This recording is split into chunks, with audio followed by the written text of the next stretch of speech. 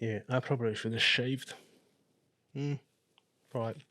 Well, This video is sponsored by Coursera. Coursera is the global online learning platform that offers anyone, anywhere, flexible and affordable access to online courses and degrees from 250 world-class universities and companies. All around the world, 82 million people so far have learned new skills thanks to Coursera, including myself. Find the course that suits you today. so I have just returned after 10 days in Istanbul, where I met with a lot of other street photographers from around the world. Now, other videos are coming up in which I explain why I was in Istanbul and why it should be on your bucket list as well. And I will show you my travel and street photography tips to shoot in Istanbul and maybe a photo guide of the city and more. So subscribe to the channel now and you won't miss any of the updates. But here in this video, I want to talk about a big shift in my street photography that happened while I was in Istanbul and how the city played a major role in this shift. So I'm here now sitting in front of my computer looking at the photos that I took, and the change is strikingly noticeable. And if you've been following me here or on Instagram and Twitter, you know that my style is focused more on shapes and light than it is on people. In fact, most of the time, any person in my photos is barely recognizable, if not entirely anonymous. And that's because I approached street photography at a time when I was coming out of depression. Now, I've always been very open about it, and I touch upon this matter in another video as well. And because of the way I was feeling, I was uneasy among other people, and this was somehow reflected in my photos. I was not dehumanizing people because silhouettes and contrasts were cool, but it was a way of visualizing a fear of human contact. And I also started shooting with a wide lens to emphasize even more the distance between myself and the others.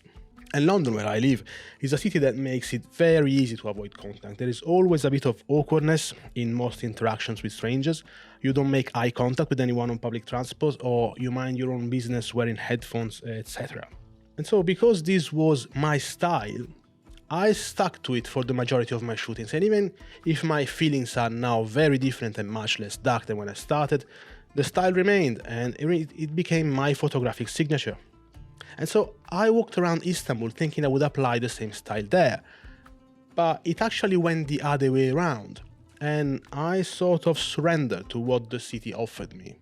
And so when I was preparing for this trip, there was this English photographer who painted me a very bleak picture of what I would find in Istanbul, talking about rude people who would try to scam you at every chance, touch you, intimidate you, be aggressive, etc. And it's a behavior I actually found in other cities as well. But it's not what I found in Istanbul. And it might be because I look more Turkish than others, or maybe because I approach people in a different and more open way. But I almost always received smiles and friendly interactions.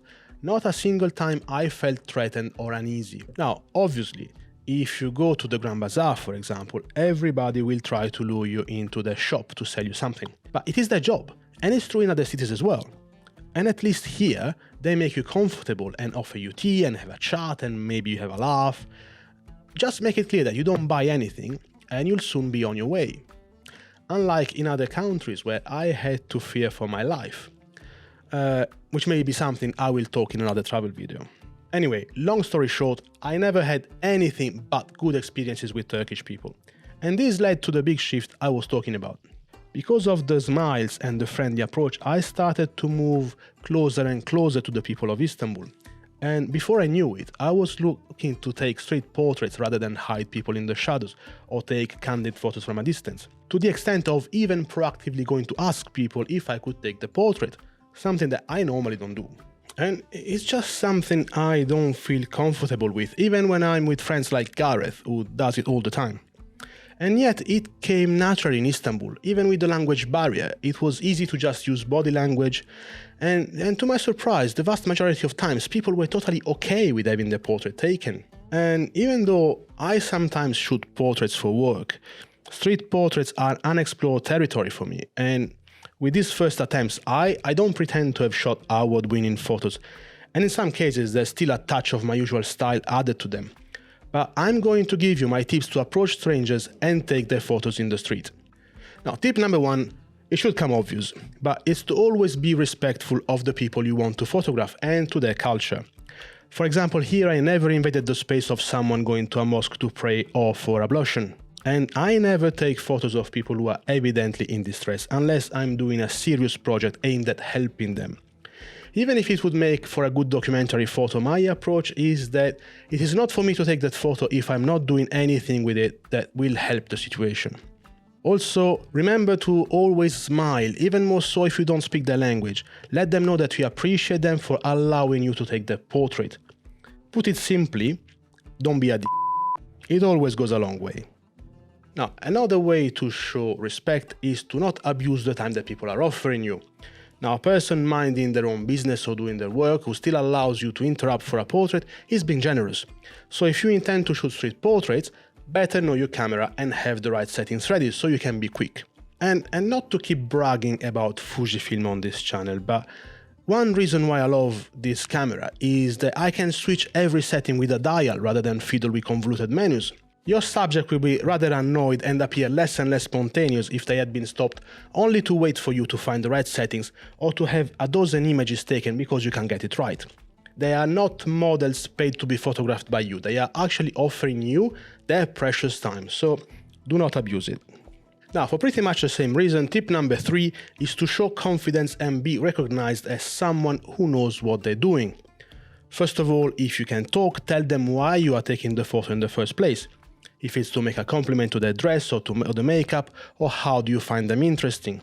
Or maybe because you're doing a photo project or else, have a reason that is not your own voyeuristic pleasure. It's perfectly okay to ask them to move a few steps away for a better background, because it shows that you know what you're doing. Nobody wants to second guess why this stranger wants a photo, and it can make the subject very uncomfortable, or worse, even hostile. And if you're not a professional, you can still fake it. Just prepare a couple of plausible reasons and use them. And if you see that you can't take the image, just say thank you and walk away rather than wasting their time. Now, being able to read a scene is probably the hardest part. How do you actually know if somebody is willing to have the portrait taken? Well, when in doubt, just be polite and ask. And be ready to accept a no for an answer. Some countries are not as open as the UK when it comes to photographing strangers in a public space. So don't take it for granted that it's always okay to take a photo, and better ask than be confronted about it, particularly in a foreign country. Also, if you travel alone, it is of the utmost importance to be able to read a scene. By all means, you should avoid putting yourself into a risky situation, and it's unlikely that any photo is worth a risk. Now, there in Istanbul, I wanted to take a night photo of an alleyway that had neon signs. But when I went there with Faisal, the way to get in there was through a long corridor with no lights. So, no, thank you. And in Marrakesh, it only took a few seconds to find myself surrounded by thugs with a knife. So, again, no thank you. Now, you don't really have to follow this last tip, but it could lead to new opportunities, so maybe think about it. Now, have a way to reward your subject for their time. And what I mean by that is, do not ask for their email, but give them yours or a card. But even better, have them follow you on Instagram so they can DM you and possibly tag you when they share with their friends the photo you took. You might end up with even more followers, or maybe a request for paid portraits from somebody else. You never know. And if you happen to have a mobile printer or a Fuji Instax camera, for example, it might also be a good souvenir to give the portrait straight away. I know photographers who do this every time, and it really goes a long way in saying thanks for the time that people give to you. So these are my 5 tips to approach and photograph strangers in the street. And in the coming days, I will start editing and publishing all the content I created while in Istanbul, so subscribe now and come back here to watch more. And in the meantime, here are more tips and tricks for you in this video. I'll see you there. Bye!